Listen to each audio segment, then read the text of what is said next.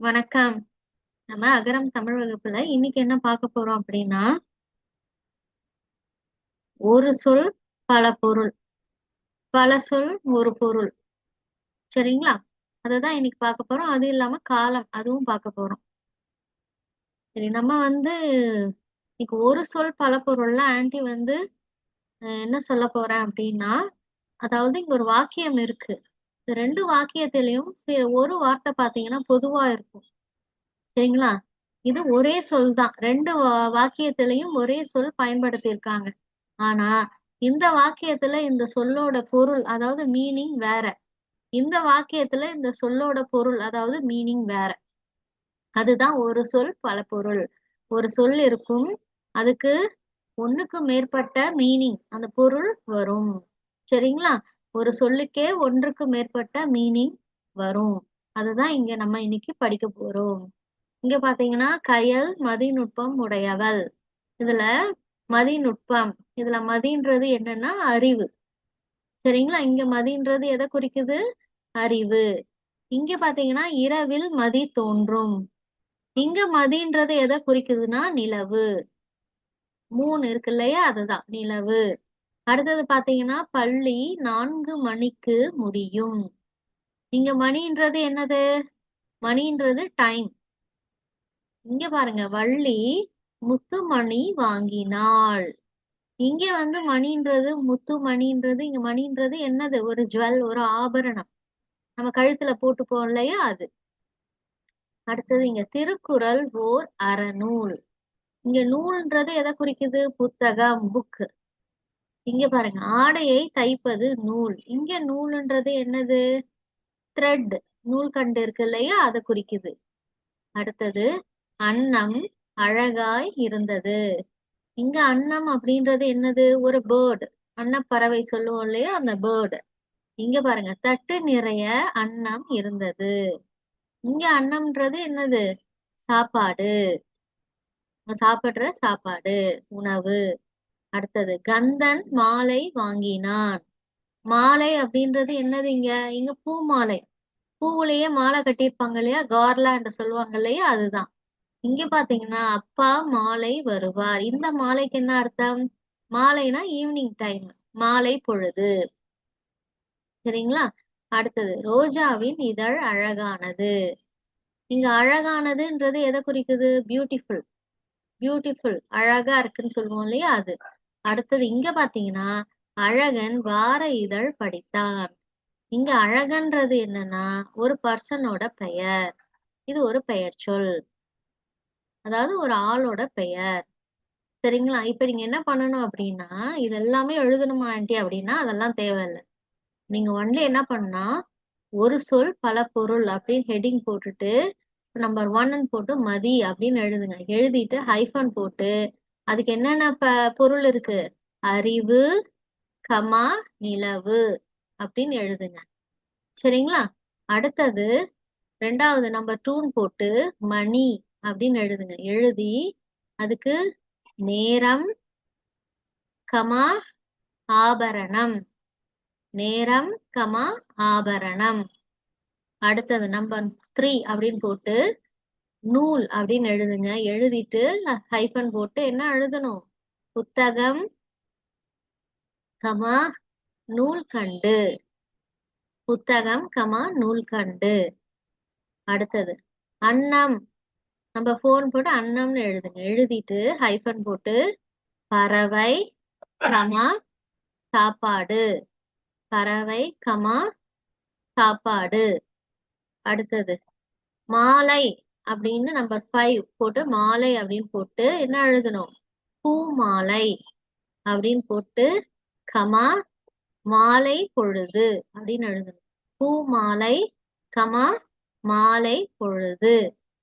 அடுத்தது நம்பர் 6 அப்படின்னு போட்டு அழகு அப்படின்னு போடுங்க. சரிங்களா?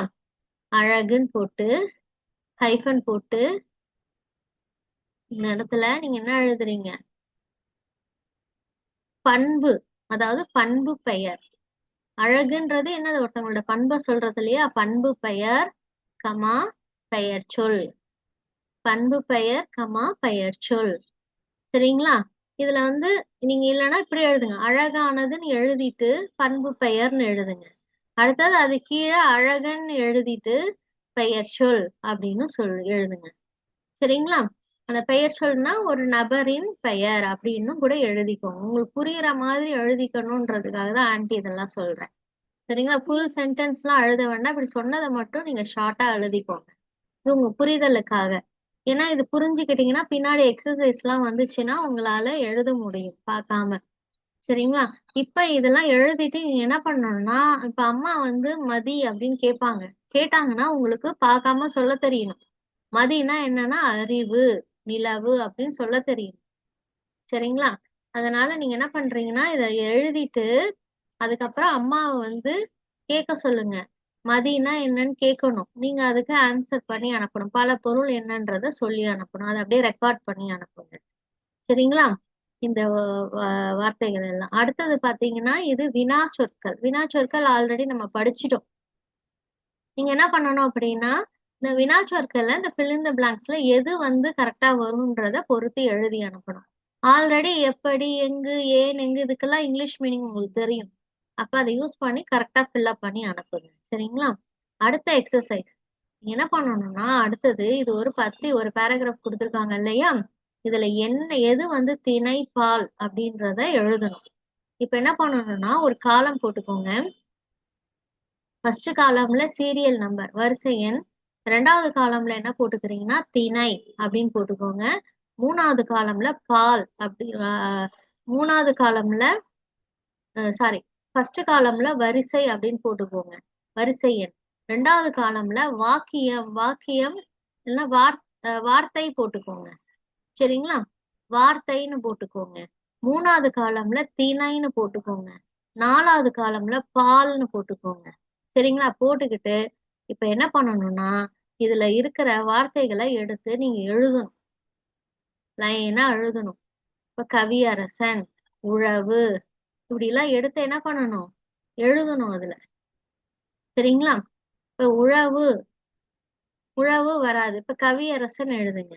கவியரசன், நந்தினி, மனைவி இதெல்லாம் எழுதுங்க. எடுத்து வாக்கியம் வார்த்தைக்கு கீழே எழுதிடுங்க. அந்த காலம்ல எழுதிட்டு திணைக்கு நேரா அது என்ன திணை, உயர் திணையா அக்ரிணையா அப்படின்னு எழுதணும். சரிங்களா?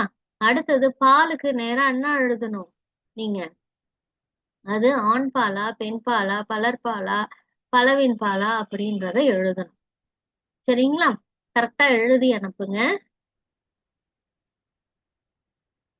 அடுத்தது பல சொல் ஒரு பொருள். இப்ப ஒரு சொல் பல பொருள் பார்த்தோம் இல்லையா?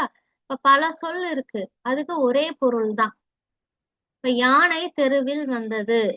யானை இருக்கு இல்லையா? இந்த யானைக்கு வேற பொருளும் இருக்கு. சரிங்களா? வாரணம், வேழம் இது எல்லாமே சேர்ந்து எதை தான் குறிக்குதுன்னா யானையை தான் குறிக்குது. யானை தெருவில் வந்தது, வாரணம் துதிக்கையை தூக்கியது, வேழம் கரும்பு தின்றது. இது மூணுமே எதை குறிக்குதுன்னா யானையை தான் குறிக்குது.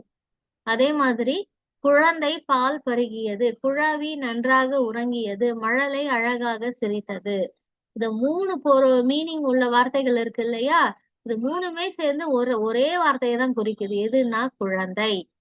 அடுத்தது கிளி அழகாக பேசியது, தத்தை மரத்தில் அமர்ந்தது, கிள்ளை பழம் உண்டது.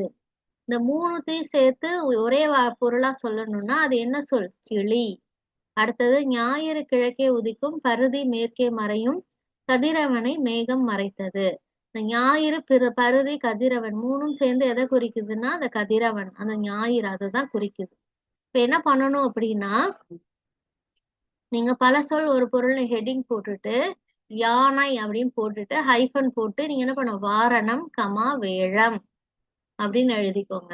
அடுத்த குழந்தை அப்படின்னு போட்டு ஹைஃபன் போட்டு குழவி கமா மழலை. அடுத்த கிளின்னு போட்டு ஹைஃபன் போட்டு தத்தை கிள்ளை. அடுத்தது கதிரவன் அப்படின்ட்டு போட்டு ஹைஃபன் போட்டு ஞாயிறு பருதி அப்படின்னு எழுதி அனுப்புங்க. சரிங்களா? அடுத்தது இங்கேயும் பாருங்க. பல பல மீனிங் உள்ள சொற்களுக்கு ஒரே மீனிங் உள்ள வார்த்தை தான். ஒலி அப்படின்னு இருக்கு இல்லையா? இந்த ஒலிக்கு என்னென்ன அர்த்தங்கள் இருக்கு? ஓசை, அரவம். ஓசைனாலும் ஒளிதான், அரவம்னாலும் ஒளிதான். அப்ப இந்த பல சொல் பொருள் இருக்கு இல்லையா, அது எல்லாமே சேர்த்து ஒரு சொல்லதான் குறிக்குது. ஓசைனாலும் ஒளி, அரவம்னாலும் ஒளி. அடுத்தது தையல் மங்கை அப்படின்னா யாரை குறிக்குதுன்னா பெண். அடுத்து கோ மன்னன் யாரை குறிக்குதுன்னா அரசன். நிலா தெங்கல் யாரை குறிக்குது மதி. சரிங்களா? இப்ப வந்து இதையும் என்ன பண்ணணும், நோட் புக்ல எழுதிக்கணும். எழுதிட்டு நீங்க என்ன பண்ணணும்னா அதே மாதிரி அம்மாவை இந்த யானை அப்படின்னு கேட்பாங்க, நீங்க பார்க்காம சொல்லணும். வாரணம், வேழம், யானைக்கு என்னென்ன பெயர்கள் இருக்கோ அதை சொல்லி அனுப்பணும். இதையும் அதே மாதிரிதான். ஒலின்னு சொன்னாங்கன்னா அதுக்குள்ள மற்ற பொருள் உள்ள சொற்களையும் நீங்க சொல்லி அனுப்பணும். அப்பதான் உங்களுக்கு ஞாபகத்துக்கு வரும். அதுக்காக தான் ஆன்ட்டி சொல்றேன். சரிங்களா? அடுத்தது காலம். காலம் பாத்தீங்கன்னா காலம் வந்து எது காலத்தை காட்டும் நான் ஆன்ட்டி ஆல்ரெடி சொல்லியிருக்கேன் இல்லையா, ஒரு வினைச்சொல்லை வச்சுதான் அது எந்த காலம் அப்படின்றத நம்ம கண்டுபிடிக்க முடியும். வினைச்சொல் தான் அந்த காலத்தை உணர்த்தும். காலம் நீங்க இங்கிலீஷ்ல ஆல்ரெடி படிச்சிருக்கீங்க இல்லையா, past tense, present tense, future tense. அதே தான் இங்க. பாஸ்ட் டென்ஸ் அப்படின்னா என்ன, இறந்த காலம். பிரசன்ட் டென்ஸ்னா நிகழ்காலம்.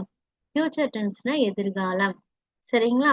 இப்போ ஆன்ட்டி வந்து இது காலமாவே உங்களுக்கு கொடுத்துருக்கேன். வந்து இறந்த காலம் அப்படின்னா என்னது, நடந்து முடிஞ்சிடுச்சு. உதாரணம் பாருங்க, உண்டான். உண்டான்னா என்னது, சாப்பிட்டு முடிச்சிட்டான். அடுத்து நிகழ்காலம். நிகழ்காலம்னா செயல் ஆல்ரெடி தொடங்கிடுச்சு, ஆனா இன்னமும் நடந்துகிட்டு இருக்கு. சரிங்களா? முடியல, நடந்துகிட்டு இருக்கு. அப்படின்னா என்னது, நிகழ்காலம், பிரசன்ட் டென்ஸ். உதாரணம் பாருங்க, உண்கின்றான் அப்படின்னா என்ன அர்த்தம்னா சாப்பிட்டுட்டு இருக்கான், இப்பவும் இன்னமும் சாப்பிட்டுட்டு இருக்கான்னு அர்த்தம். அடுத்து எதிர்காலம். எதிர்காலம்னா ஃபியூச்சர் டென்ஸ். வந்து இன்னும் அந்த செயல் இன்னும் ஆரம்பிக்கவே இல்லை, இனிமேல் தான் அந்த செயல் தொடங்க போகுதுன்னு அர்த்தம். சரிங்களா? அது ஃபியூச்சர். இப்போ உண்பான் அப்படின்னா என்ன அர்த்தம்னா இனிமேல் தான் சாப்பிட போறான் அப்படின்னு அர்த்தம். அதுக்கு வந்து நீங்க என்ன பண்ணா இந்த மாதிரி இந்த காலம் இது வந்து அப்படியே நோட் புக்ல எழுதிக்கோங்க. இந்த காலம்லாம் அப்படியே பார்த்து எழுதுனா போதும். எழுதிட்டு நீங்க இதையும் உதாரணம் பாருங்க. உண்டான் அதெல்லாம் உதாரணமா கொடுத்திருந்தாலே அதே மாதிரி இன்னும் கொஞ்சம் உதாரணம் இருக்கு. நடந்தான். நடந்தான்னா நடந்து முடிச்சிட்டான். நடக்கிறான், நடந்துகிட்டு இருக்கான்னு அர்த்தம். நடப்பான், இனிமேல் தான் நடக்க போறான். படித்தாள், படிச்சு முடிச்சுட்டா. படிக்கிறாள், படிச்சுக்கிட்டு இருக்கா. படிப்பாள் அப்படின்னா இனிமேல் தான் படிக்க போறா அப்படின்னு அர்த்தம். தூங்கினான், என்ன தூங்கி முடிச்சுட்டான். தூங்குகிறான்னா இன்னமும் தூங்கிட்டு இருக்கான். தூங்குவான்னா இனிமேல் தான் தூங்க போறான் அப்படின்னு அர்த்தம். சரிங்களா? இதை நீங்க என்ன பண்ணணும்னா காலம் போட்டு அழகா இறந்த காலம், நிகழ்காலம், எதிர்காலம்னு காலம் போட்டு அதுக்கு கீழே இதை எழுதிக்கோங்க. அப்பதான் நீங்க ரீகால் பண்ணும் பொழுது ஈஸியா இருக்கும். இப்ப பாருங்க உங்களுக்கு எக்ஸசைஸ்.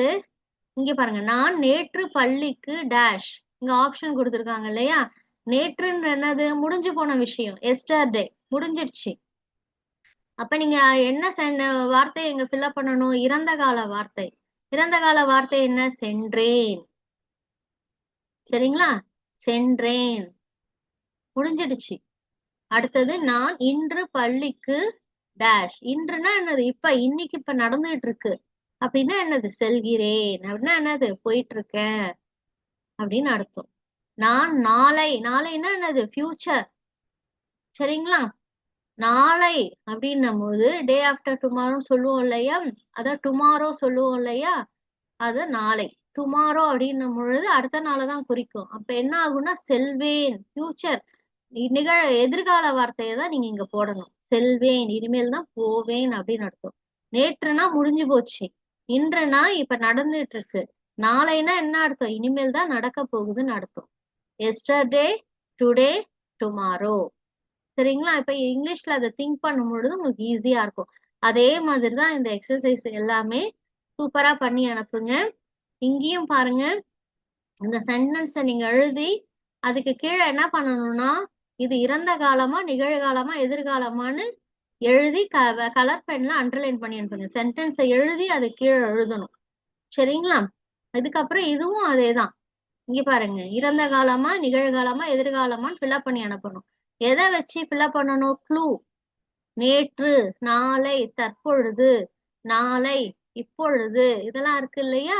இந்த க்ளூவை யூஸ் பண்ணி நீங்க என்ன பண்ணணும், இது என்ன காலம் அப்படின்றத கரெக்டா அந்த ஆப்ஷனை சூஸ் பண்ணி எழுதி அனுப்புங்க. அதே மாதிரி பால். ஆண் பாலா, பெண் பாலா, பலர் பாலா இதெல்லாம் நீங்க யோசனை பண்ணி அழகா நீங்க காலம், பால் 2த்தையும் யோசனை பண்ணி அந்த கரெக்டான வினைச்சொல்ல ஃபில்அப் பண்ணி அனுப்புங்க. இதுதான் அசைன்மெண்ட். Thank you.